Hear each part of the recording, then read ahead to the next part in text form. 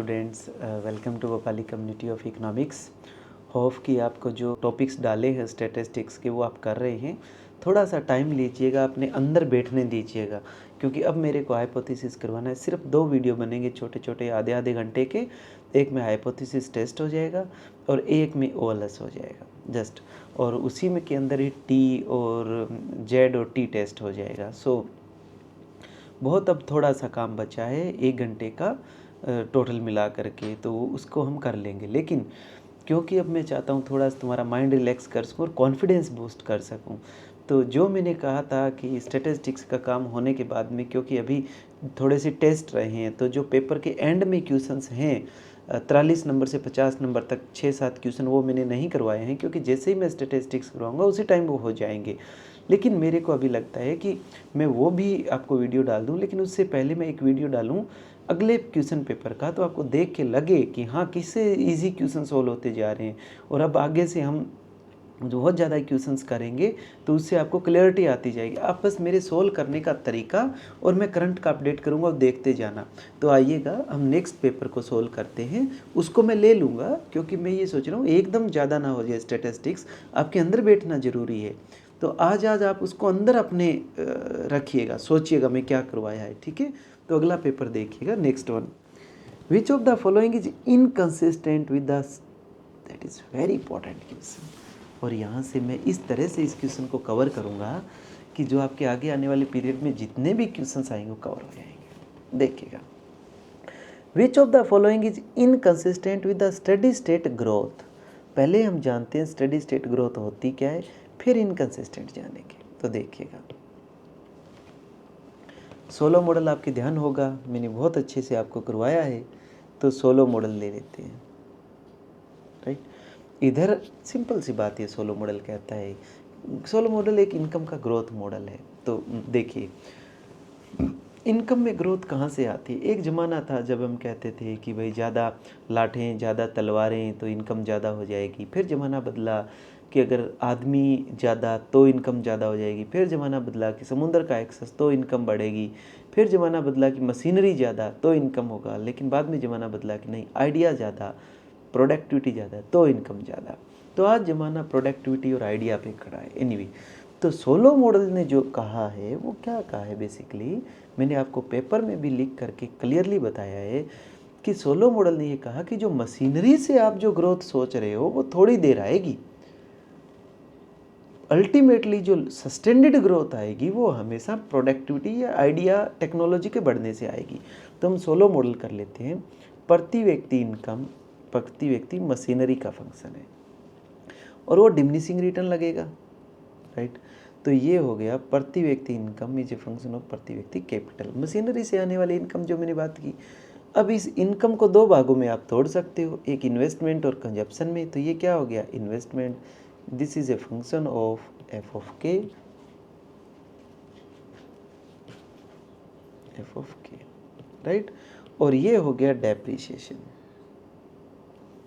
Right. तो यहाँ आकर के मशीनरी रुक गई, मशीनरी अब नहीं पड़ेगी क्योंकि डेप्रिसिएशन और इन्वेस्टमेंट इक्वल हो गया स्मॉल के।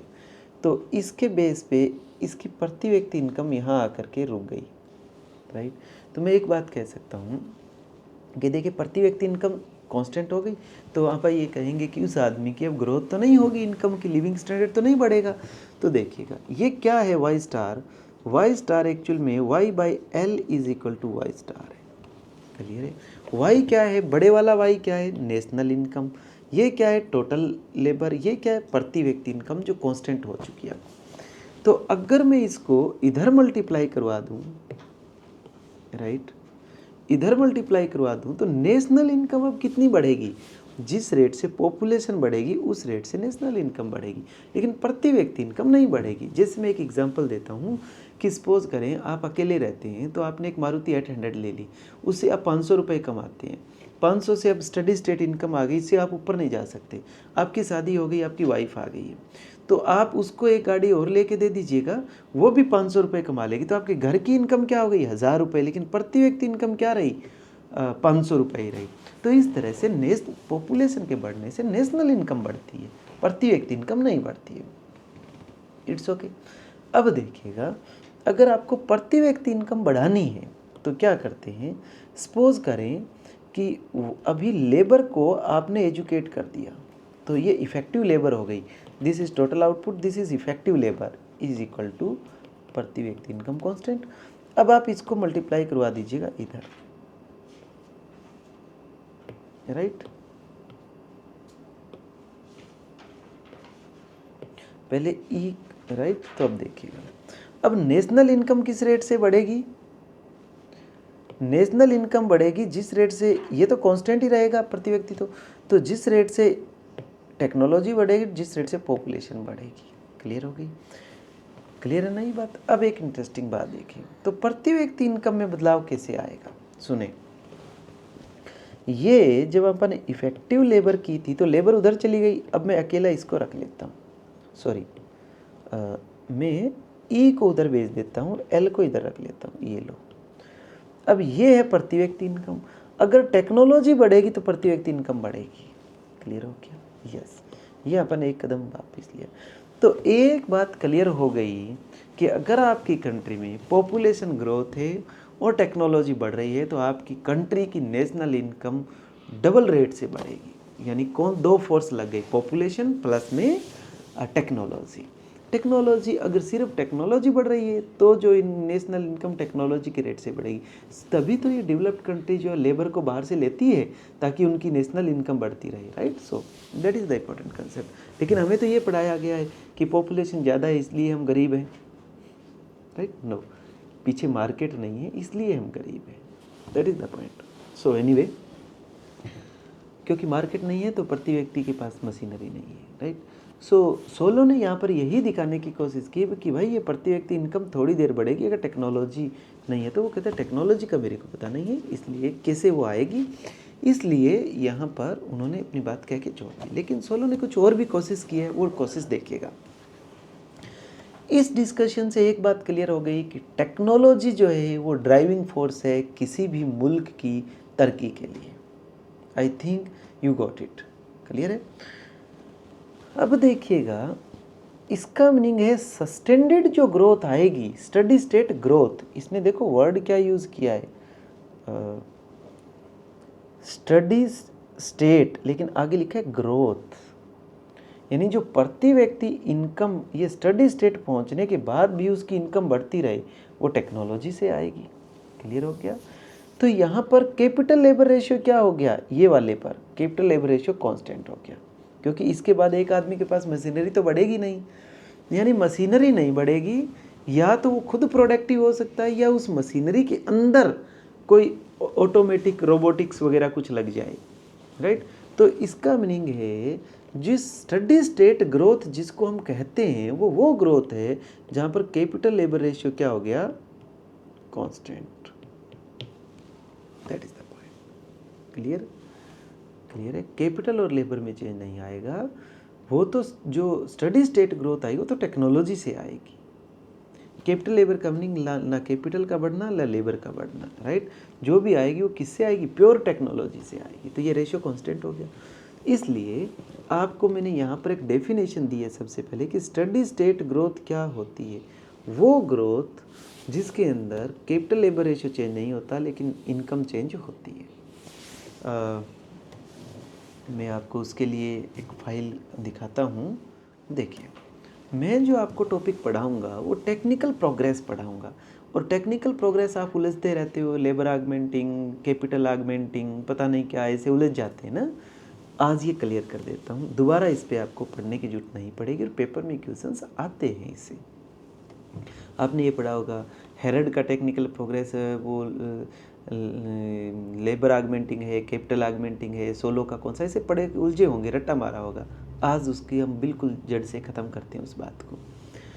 अब देखिएगा, जब आपने इतनी डिस्कशन कर ली तो एक बात पता लग गया कि सस्टेंडेड या उसको बोलते हैं स्टडी स्टेट ग्रोथ जो आएगी वो टेक्नोलॉजी के ग्रोथ से आएगी। तो पहले आप स्टडी स्टेट ग्रोथ को डिफाइन करते हैं। देखिएगा, यहाँ पे मैंने आपके नोट्स में लिखा है स्टडी स्टेट ग्रोथ, या उसको बोलते हैं बैलेंस्ड ग्रोथ पाथ। क्या होता है, output, capital and effective labour all grow at the constant rate.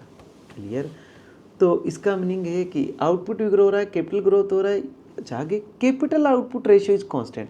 जब कैपिटल बढ़ रही है, लेबर बढ़ रही है, क्लियर, तो आउटपुट क्या हो रहा है, कैपिटल आउटपुट रेशियो क्या हो रहा है, constant, sorry, capital output ratio constant हो रहा है। प्लीज़ लिसन मी केयरफुली, आगे आपको इस बात की क्लैरिटी आएगी। Factor share remain unchanged. What is meaning of factor share? Labour को अगर 100 में से 70 रुपये मिल रहे हैं तो 200 इनकम हो गई तो लेबर को 140 मिलेंगे। That is the factor share. तो स्टडी स्टेट ग्रोथ हम उसको कहते हैं जिसमें आउटपुट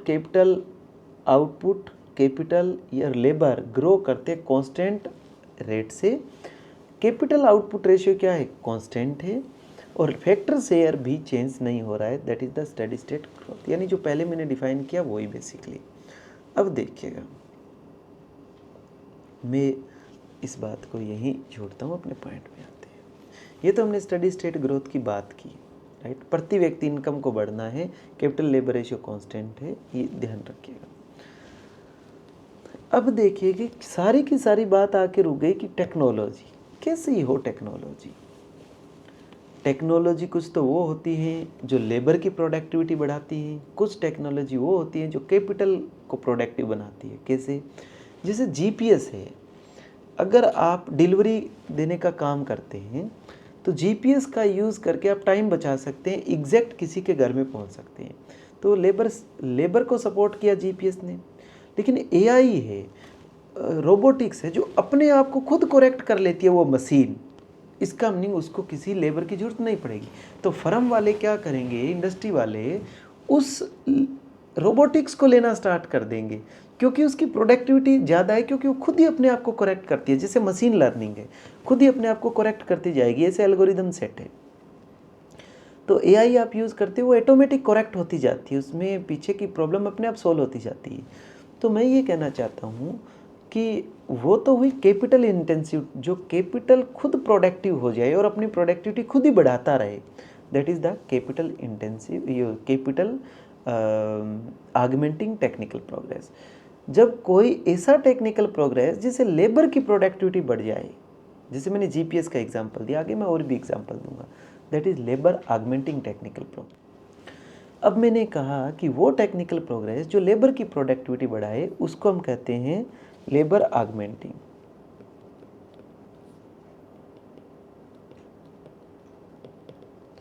राइट, या उसका नाम है लेबर यूजिंग, राइट, या उसका नाम है लेबर डीपनिंग, राइट। ये 3 नाम हमने दिए, labour augmenting, labour using, labour deepening. या उसको एक नाम और दे सकते हैं, कैपिटल सेविंग। क्यों? जब लेबर की प्रोडक्टिविटी बढ़ेगी तो कैपिटल का यूज़ कम कर देंगे। तो ये सारे जो नाम मैंने लिखे वो लेबर की टेक्निकल प्रोग्रेस के नाम है, राइट। अब देखिएगा, एक ऐसा है जिससे कैपिटल की टेक्निकल प्रोग्रेस बढ़ जाए तो उसको आप कहते हैं कैपिटल आगमेंटिंग, कैपिटल आगमेंटिंग, या कैपिटल यूजिंग, कैपिटल प्रोडक्टिविटी बढ़े तो फर्म उसका ज़्यादा यूज़ करेगा, या डीपनिंग, कैपिटल डीपनिंग। इसी का ही एक और नाम लिख सकते हैं लेबर सेविंग, लेबर का यूज़ कम हो जाएगा। दिस इज, तो देखिएगा अलग अलग इकोनॉमिस्टों ने अपनी अलग अलग राय दिया है। देखिए, मैं अभी इस बात को मैं आपसे सिंपल डिस्कस करता हूँ, वो नोट्स वगैरह बाद में पढ़ेंगे। सुनिए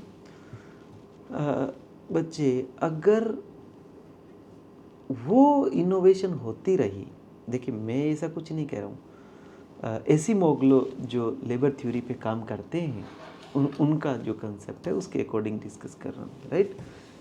क्योंकि मैं थोड़ा सा और एंगल पे सोच रहा हूँ बात को, इसलिए मेरे को बोलना पड़ रहा है कि एसिमोग्लो ऐसा कहते हैं, राइट। सो देखिए, डेफिनेटली जब वो कहते हैं तो वो अपनी बात को डेटा से सपोर्ट भी करवाते हैं, यस। तो देखिए, 2 तरह का आइडियाज़ है। एक ये कहते, एक तो क्लियर हो गया कि भाई टेक्नोलॉजी प्रोग्रेस ही सोसाइटी की प्रॉस्पेरिटी का मूलभूत आधार है, राइट। ये तो लेफ्ट और राइट वाले दोनों मानने लग गए, यानी मार्क्स की थिंकिंग रखने वाले लोग हैं वो भी इस बात को मानते हैं, राइट। सो टेक्निकल प्रोग्रेस तो हो गई, लेकिन अब झगड़ा इस बात पे स्टार्ट हो गया कि टेक्निकल प्रोग्रेस कौन सी हमें सपोर्ट करवानी चाहिए। पॉलिसी ड्राइवन है ना, धक्के से हर चीज़ में धक्का करना चाहते हैं। ह्यूमन का बेसिक नेचर हम नहीं समझते हैं। एनीवे हम नहीं समझते, लेफ्ट वाले नहीं समझते, ये बात है, लेफ्ट का नहीं समझता है। लेफ्ट ऑलवेज चाहता है कि ड्राइवन ग्रोथ हो ये, क्योंकि सारे इंस्टीट्यूशंस, जो भी डेमोक्रेसी है, हमारी जो वैल्यू सिस्टम बनाई गई है, खेल के तंत्र बनाए गए हैं, पेपर देने के लिए यूनिवर्सिटी कॉलेज में पढ़ने का जो तंत्र है, ये जो इंस्टीट्यूशंस हैं, इंस्टीट्यूशन स्कूल कॉलेज यूनिवर्सिटी नहीं, कंट्री को चलाने के जो आपका मेन इंस्टीट्यूशंस होते हैं कि जिसके अकॉर्डिंग कोई कंट्री आगे बढ़ती है, कोई पीछे जाती है, वो सब जो कंट्री का मेन इंस्टीट्यूशन है, जैसे जुडिशरी है, डेमोक्रेसी है, राइट, पार्लियामेंट्री तंत्र है, किस फिलोसफी से लागू करनी है, ये सब्जेक्ट लोग कैसे उसके अंदर काम करते रहेंगे अपने आप ही। तो भाई ये जो सारा का सारा ढांचा है ये एक तरह से मैन मेड है, राइट।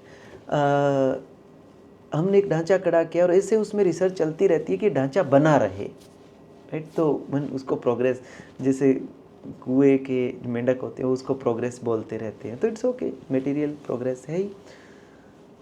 तो ये सारा जो ह्यूमन प्रॉस्पेरिटी है ये कहा जा रहा है कि ये एक ड्राइवन, एक मेन मेड एक ड्राइवन स्ट्रक्चर के अंदर हो रही है, राइट।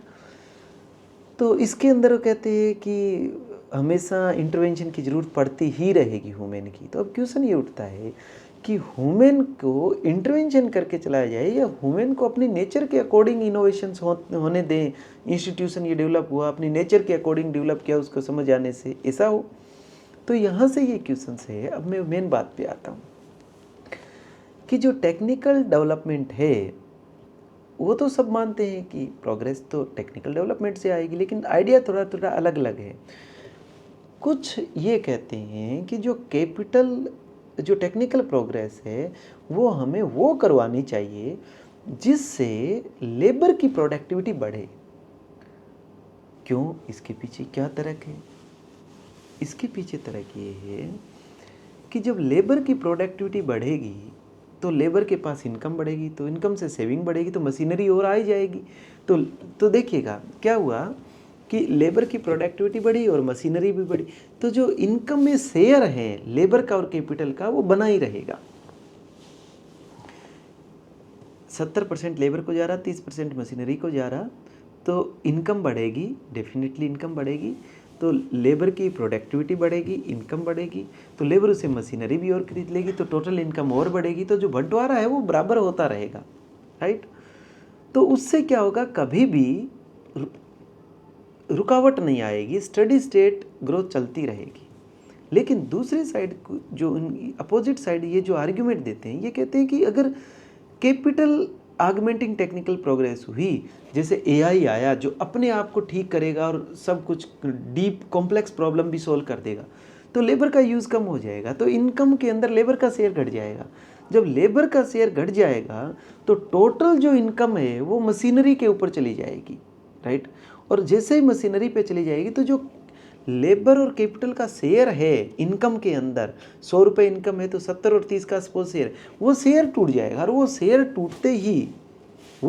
टूटते ही इनकम जो है वो मशीनरी से जनरेट तो हो जाएगी, लेकिन लेबर के पास कम रहेगी। तो लेबर खाएगी क्या? और खाएगी नहीं तो डिमांड और सप्लाई से इकोनॉमी चलती है, इकोनॉमी चलेगी कैसे? तो ऐसा कहा जाता है कि जो कैपिटलिस्ट है वो ऑटोमेटिक ही लेबर को खाने के लिए इंड्यूस करने लगेगा, लेकिन अभी तक ऐसा कोई मैकेनिज्म आया नहीं। क्लियर? सो उनको ऐसा फियर है, जैसे ऐसे मोगलो अपने बुक में आर्ग्यूमेंट करते हैं कि अगर कैपिटल इंटेंसिव या कैपिटल डीपनिंग या कैपिटल यूजिंग या कैपिटल आगमेंटिंग टेक्निकल प्रोग्रेस हुई तो फैक्टर का जो शेयर है इनकम में वो कोलैप्स कर जाएगा, और फैक्टर का शेयर कोलैप्स करते ही सस्टेन्ड ग्रोथ नहीं आएगी। क्योंकि आज तक जो ग्रोथ आई है, आज तक जो एम्पिरिकली ग्रोथ आई है, वो मैंने आपको कॉब डगलस प्रोडक्शन फंक्शन में दिखाया था कि लेबर का शेयर 70% कांस्टेंट रहा। और ये केल्डर के स्टेलाइज फैक्ट भी है। केल्डर ये कहते हैं कि जो फैक्टर का जो शेयर है वो ओवर द पीरियड कांस्टेंट है। तो ये जो ढांचा है वो ये कह रहे हैं सिमोग्लो कि ये तभी सही चल रहा है जब कैपिटल और लेबर का शेयर कांस्टेंट है, तभी सस्टेंडेड ग्रोथ आ रही है इनकम में टेक्नोलॉजी के बढ़ने से। अगर टेक्नोलॉजी कैपिटल ऑगमेंटिंग हुई जैसे रोबोटिक्स वगैरह, तो वो कहते हैं कोलैप्स कर जाएगा। लेकिन 20वीं सदी में तो ऐसा ही हुआ कि लेबर ऑगमेंटिंग टेक्निकल प्रोग्रेस हुई। लेकिन अभी हम 21वीं सदी में देख रहे हैं, जैसे एआई वगैरह सब आ रहे हैं, तो ये कैपिटल ऑगमेंटिंग हो रही है। तो इससे क्या इफेक्ट होगा, तो वो तो एक फियर ही है, राइट। वो कंसिस्टेंटली अगर ऐसा होता ही रहा तो देन क्या होगा, इट्स ओके, ये डिबेटेबल है। यहाँ आकर के बातें इकोनॉमिक्स में वेट एंड वॉच की हो जाती है। तो मैंने आपको करेक्ट, तो इसका मीनिंग एक बात निकल के क्लियर आई कि अगर लेबर ऑगमेंटिंग टेक्निकल प्रोग्रेस होगी तो हमेशा ही सस्टेनेड ग्रोथ आता रहेगा। अभी तक हमारे पास यही समझ है इकोनॉमिक्स में, क्लियर। तो अब देखिएगा, एक अलग अलग इकोनॉमिस्टों ने अपनी अलग अलग बातें कही है। हिक्स ने भी अपना आइडिया दिया है टेक्निकल प्रोग्रेस ने। तो हिक्स, क्योंकि आपने पढ़ा है आइसोक्वेंट, तो ये मार्जिनल प्रोडक्टिविटी ऑफ कैपिटल, आप पढ़ते हो आइसोक्वेंट का जो स्लोप है वो, राइट। आइसोक्वेंट का स्लोप आपको अच्छी तरह से जानते हैं, marginal productivity of capital divide by marginal productivity of labour, right. So देखिए कि हिक्स ये कहते हैं कि अगर वो टेक्निकल प्रोग्रेस जो मार्जिनल प्रोडक्टिविटी दोनों को इफेक्ट इक्वल करती है, तो कैपिटल इसके मार्जिनल प्रोडक्टिविटी रेशियो बदलेंगे नहीं, तो उसको उन्होंने क्या, neutral technical progress, neutral technical progress, clear हो गया। This is the neutral technical progress. अब हेरेड, अच्छा, अगर प्रोडक्टिविटी लेबर की ज़्यादा बढ़ा रहा है, कैपिटल की ज़्यादा बढ़ा रहा है, तो ये इंक्रीज कर जाएगा, और अगर लेबर की ज़्यादा बढ़ा रहा है तो ये रेशियो डिक्रीज कर जाएगा। तो ये आप पहचान लेना कि बहुत घटिया क्वेश्चंस भी आते हैं एग्जाम में, कि वो कहेगा हिक्स के अकॉर्डिंग अगर कैपिटल इंटेंसिव टेक्निकल प्रोग्रेस है तो क्या होगा, तो मार्जिनल प्रोडक्टिविटी का ये जो रेशियो है ये बढ़ जाएगा, लेबर है तो घट जाएगा, राइट। सो ये इश्यू है। न्यूट्रल है तो ये सेम रहेगा। तो हिक्स ने इसके अकॉर्डिंग बताया। हेरड ने, अब हम मेन फोकस इसके न्यूट्रल पे ही रखेंगे, राइट, मैं लेके आऊँगा। हेरड ने जो टेक्निकल प्रोग्रेस कहा है वो कैपिटल लेबर रेशियो से कहा है, राइट। उन्होंने ये बात कहा है, इन्होंने सारा जो न्यूट्रल टेक्निकल प्रोग्रेस का वो देखिएगा कि अगर कैपिटल लेबर रेशियो चेंज नहीं हो रहा, सॉरी कैपिटल लेबर नहीं, कैपिटल आउटपुट रेशियो, कि कैपिटल का शेयर अगर इनकम में चेंज नहीं हो रहा तो वो न्यूट्रल टेक्निकल प्रोग्रेस ही है।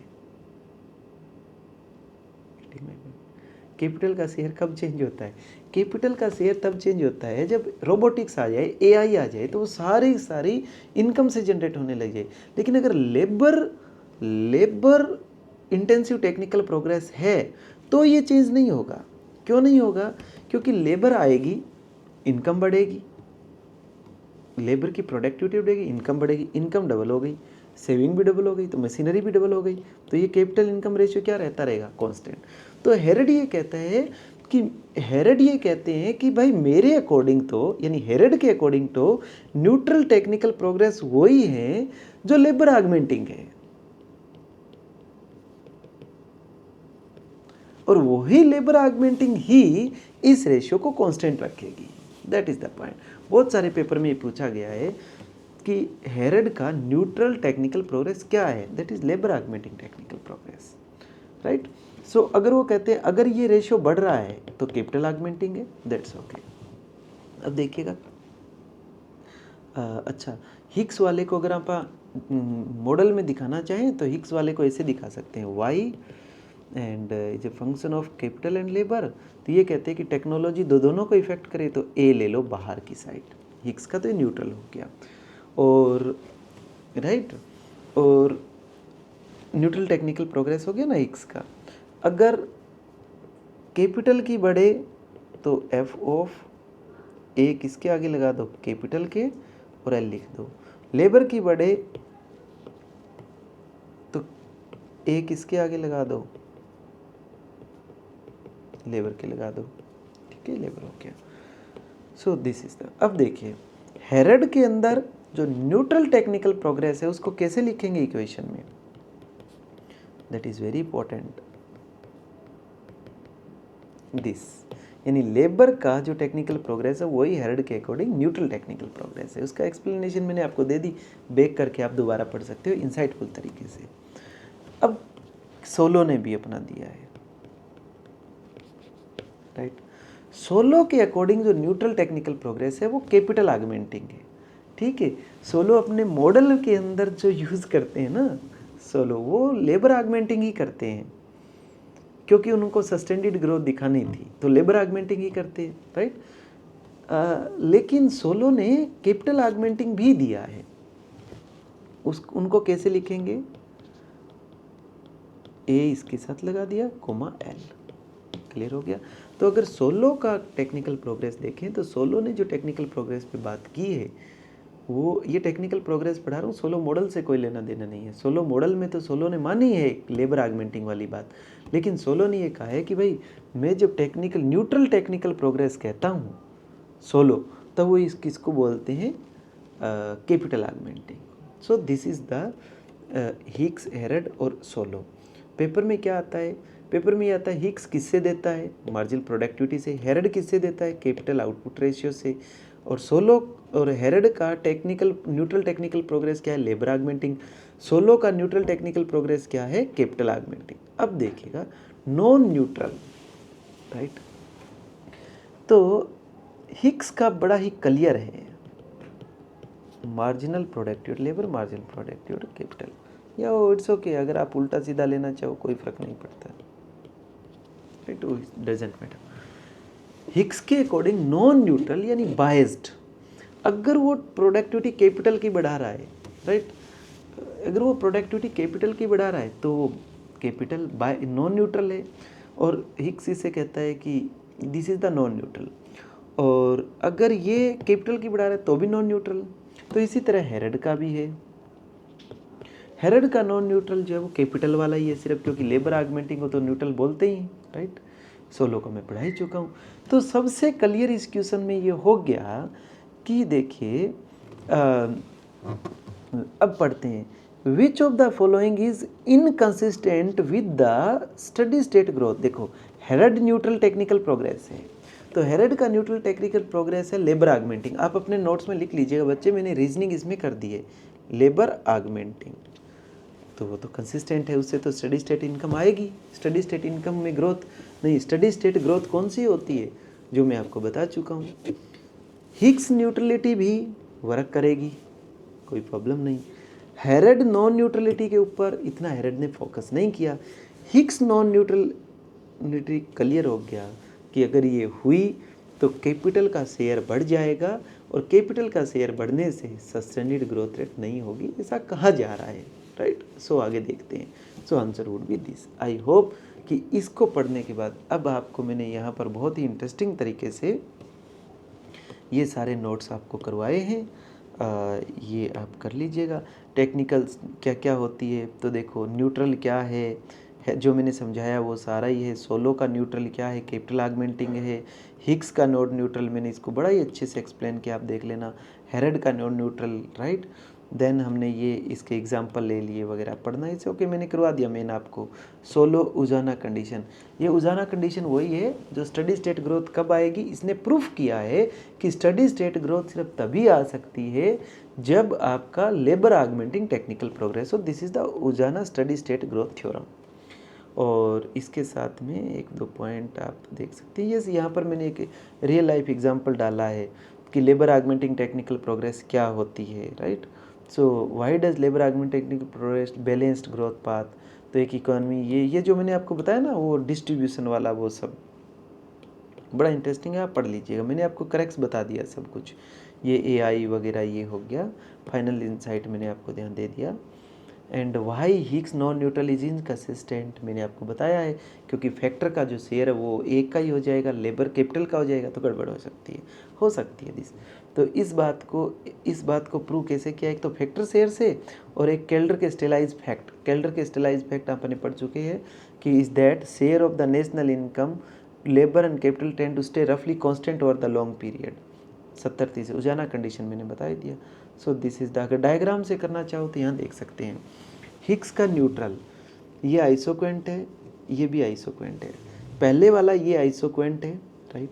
अब सेम प्रोडक्शन कम में हो रहा है, तो यहाँ देखो ये लाइन किसको रिप्रेजेंट करती है, कैपिटल लेबर रेशियो को। तो अगर यहाँ प्रोडक्शन हो रहा था तो अब यहाँ हो रहा है, कैपिटल लेबर रेशियो में कोई चेंज नहीं आ रहा है।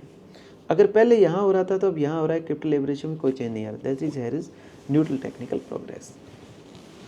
16 का न्यूट्रल टेक्निकल प्रोग्रेस क्या है, कैपिटल ऑगमेंटिंग। तो ये क्या कहते हैं, देखो पहले यहाँ पे अदा कर रहे थे, अब कैपिटल की प्रोडक्टिविटी बढ़ गई तो कैपिटल का रोल कम हो गया, राइट। तो यहाँ से आप एक बात क्लियर देख रहे हैं कि इसके अंदर आप कम कैपिटल के अंदर ही सेम आउटपुट पैदा कर पा रहे हैं, इसका मीनिंग कैपिटल की प्रोडक्टिविटी बढ़ गई। सो 16 का न्यूट्रल टेक्निकल प्रोग्रेस क्या है, कैपिटल इंटेंसिव, क्लियर है।